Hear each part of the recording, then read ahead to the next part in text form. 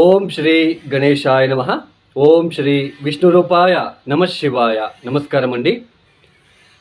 ఎవరైతే ఈ వీడియోని చూస్తున్నారో లైక్ చేయండి, షేర్ చేయండి, సబ్స్క్రైబ్ చేసుకోండి. మరియు ఈ ఒక వీడియో పైన మీ అభిప్రాయాలని కామెంట్ రూపంలో మాకు తెలియచేయండి. ముఖ్యంగా కుజ స్తంభనం గురించి ఈ ఒక వీడియోలో చెప్పుకుందాం.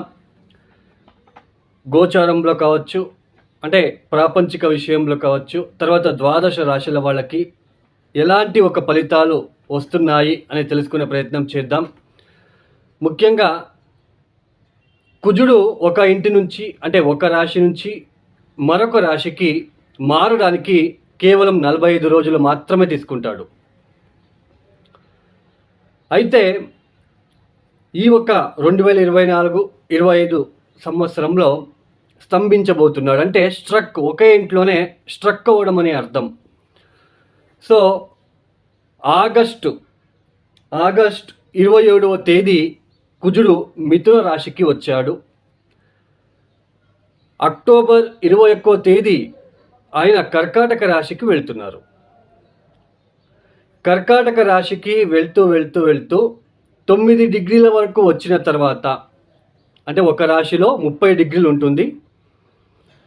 కుజుడు మిథునం నుంచి కర్కాటక రాశికి అక్టోబర్ 21వ తేదీ వస్తున్నాడు.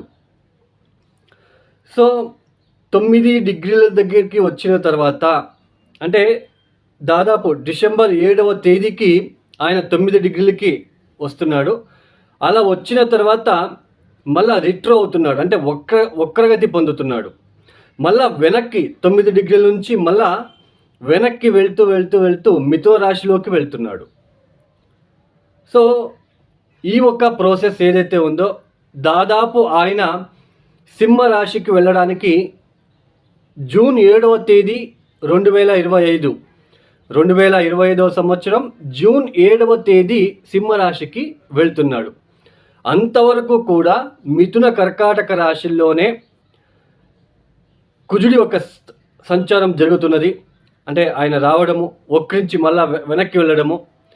సో ఈ ఒక సంచారం వల్ల ద్వాదశ రాశులకి కావచ్చు, మన ప్రాపంచిక విషయంలో గోచారం నుంచినే మనము సామాజికంగా, అంటే ఆర్థిక స్థితి ఎలా ఉంటుంది, ఉద్యోగం ఎలా ఉంటుంది, అంటే టోటల్ వరల్డ్ వైజ్ ఆర్థిక స్థితి ఎలా ఉంటుంది, తర్వాత ఈ ఒక జాబ్ రిలేటెడ్ ఎలా ఉంటుంది, తర్వాత పొలిటీషియన్స్కి ఎలా ఉంటుంది, తర్వాత బిజినెస్ మ్యాగ్నెట్స్కి ఎలా ఉంటుంది, ఇవన్నీ కూడా మనం ఇట్లా తెలుసుకుంటాం. ఈ గోల్డ్ రిలేటెడ్ కావచ్చు, బంగారం విషయంలో కావచ్చు, ఇలా ప్రతి ఒక్కటి కూడా మనం ఈ ఒక ట్రాన్సిషన్ ఏదైతే జరుగుతుందో ఈ వీటి వలన మనం తెలుసుకుంటాం. ఆల్రెడీ మనము చూడండి, ఈ అక్టోబర్ మాసం నుంచినే ఇక్కడ గురువు వక్రించాడు, శని కూడా వక్రించాడు, రాహు వక్రించాడు, కేతు వక్రించాడు. అంటే రాహుకేతులు ఇద్దరు కూడా ఎప్పుడూ కూడా వక్రగతిలోనే సంచారం చేస్తుంటారు. అయితే విశేషంగా ఇక్కడ గురువు వక్రించడము, శని వక్రించడము, కాలపురుష చక్రం అంటే ఏంటి, మేషరాశి నుంచి మీనం వరకు.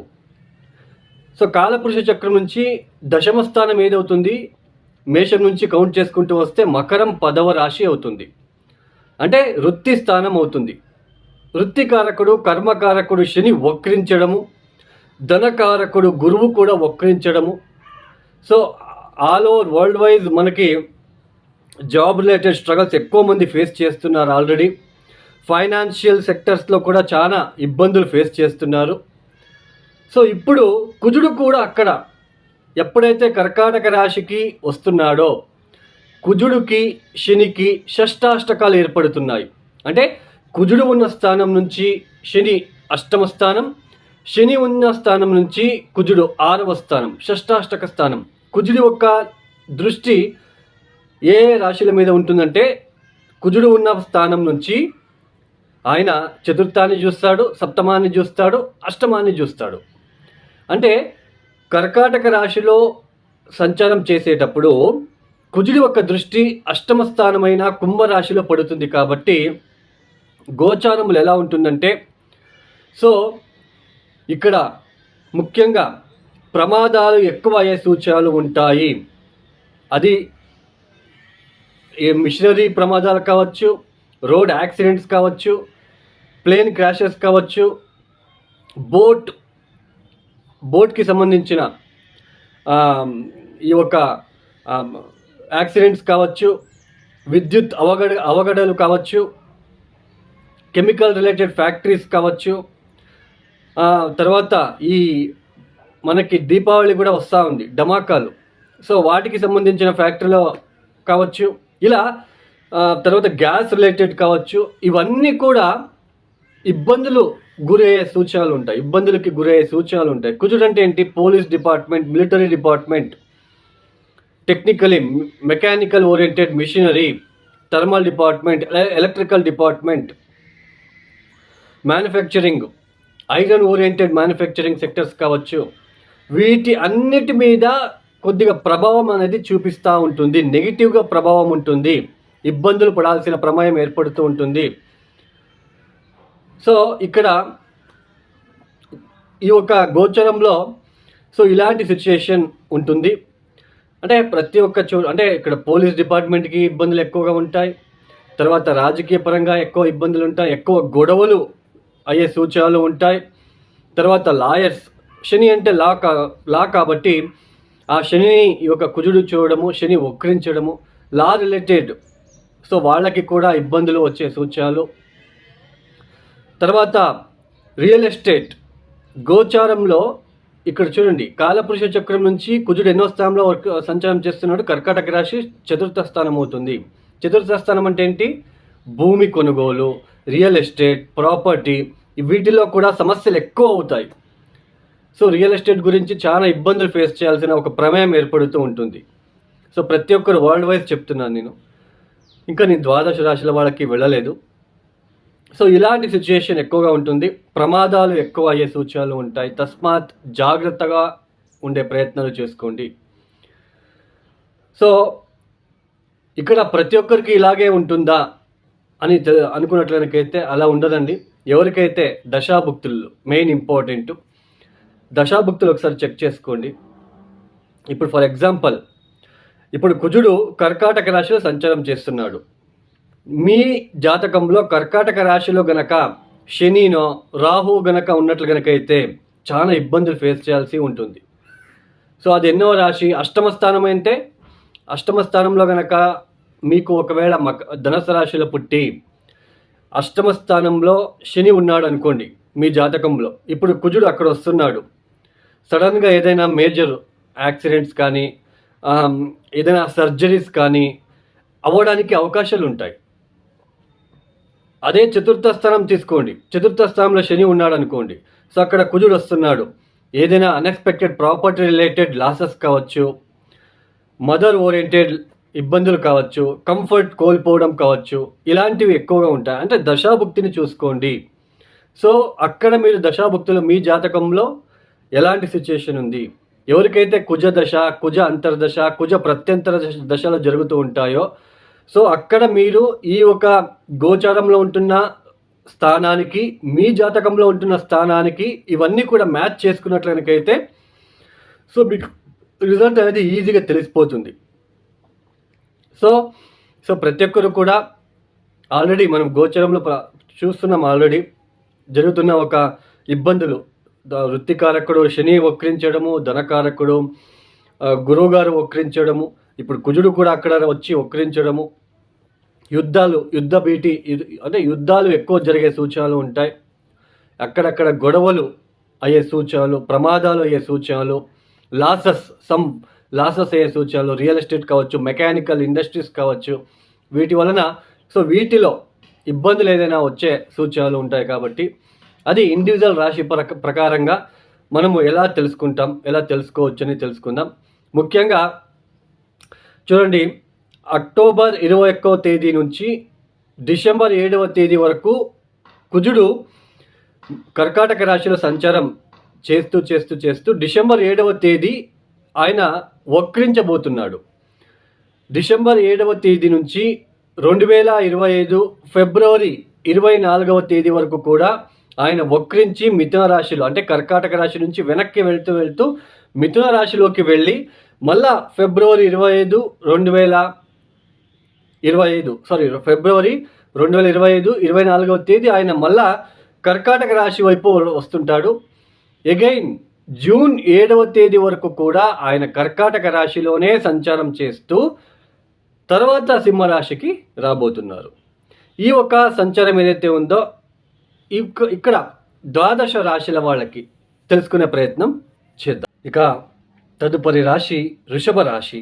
ఈ వృషభ రాశి వాళ్ళకి కుజుడు తృతీయ స్థానంలో, అంటే కర్కాటక రాశి తృతీయ స్థానం అవుతుంది. తృతీయ స్థానంలోనే ఇక్కడ సంచారం చేస్తున్నారు. అక్టోబర్ 21వ తేదీ నుంచి డిసెంబర్ 7 వరకు కర్కాటక రాశిలో సంచారం చేస్తూ డిసెంబర్ 7, 2024వ తేదీ నుంచి కూడా రిక్టర్ అవుతున్నాడు. వక్రించి వెనక్కి వెళ్తున్నాడు. అగైన్ సెకండ్ హౌస్కి వెళ్తున్నాడు. కాబట్టి ఈ వృషభ రాశి వాళ్ళకి లేదా వృషభ లగ్నం వాళ్ళకి ఎలా ఉంటుంది అంటే, మెయిన్ ఉద్యోగంలో ఎక్కువ స్ట్రగల్ చేయాల్సిన ఒక పరిస్థితి ఏర్పడుతూ ఉంటుంది.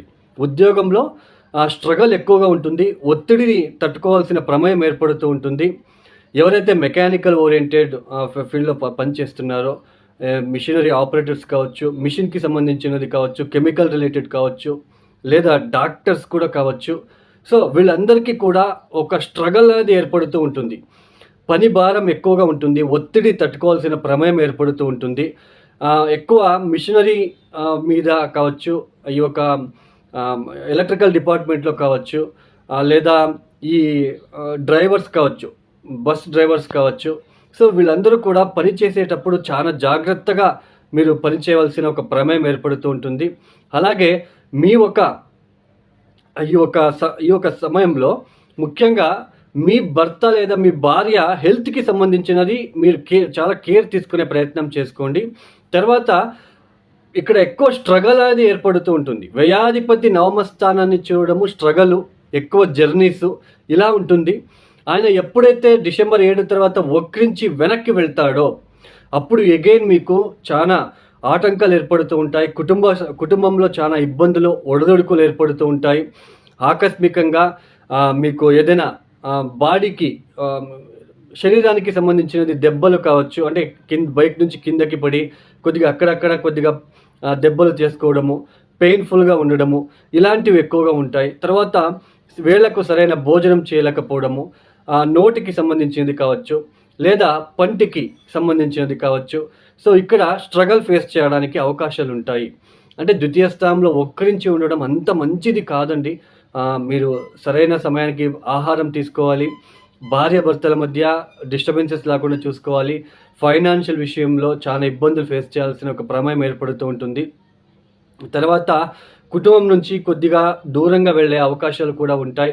సో ఇలా కొన్ని ఒడిదొడుకులు, ఇబ్బందులు ఉంటాయి. కాబట్టి సో మీరు ఆ స్ట్రగల్ని తట్టుకొని మీరు కొద్దిగా కుజశాంతులు ప్రక్రియలు చేసుకుంటూ వెళ్ళినట్లు కనుక అయితే ఇబ్బందుల నుంచి బయటపడతారు. తర్వాత మీ యొక్క దశాభుక్తిని కూడా చూసుకోండి. తర్వాత ఇక్కడ దశమాధిపతి కూడా వక్రించడము, గురువు కూడా వక్రించడము, కుజుడు కూడా డిసెంబర్ 7 తర్వాత ఆయన కూడా వక్రించడము. సో ఇవన్నీ కూడా కొద్దిగా డిస్టర్బెన్సెస్ ఎక్కువగా ఉంటుంది ఈ యొక్క వృషభ రాశి వాళ్ళకి. ఈ వృషభ రాశి వాళ్ళు తప్పనిసరిగా కుజగ్రహ దోష నివారణ కోసం మీరు తప్పనిసరిగా సోమవారం రాత్రిపూట కేజింబావు కందిపప్పు నానబెట్టేసి మంగళవారం ఉదయాన్నే మీకు సుబ్రహ్మణ్య స్వామి కావచ్చు, లక్ష్మీ నరసింహస్వామి కావచ్చు, హనుమాన్ ఆంజనేయ స్వామి కావచ్చు, గుడిలోన పాలాభిషేకము, తర్వాత కొబ్బరి బొండం నీళ్లతో అభిషేకాలు చేయించుకొని గోచారంలో ఉంటున్న కుజగ్రహ దోష నివారణ వాళ్ళని మొక్కుకొని, ఏదైతే కందిపప్పు నానబెట్టి ఉంటారో అది మెత్తగా పోయి ఉంటుంది, నీళ్ళని తీసేసి బెల్లం బాగా కలిపి ఎద్దులకి, రోడ్ సైడ్ ఆహారం లేకుండా ఉంటున్న ఎద్దులకి తినిపించండి.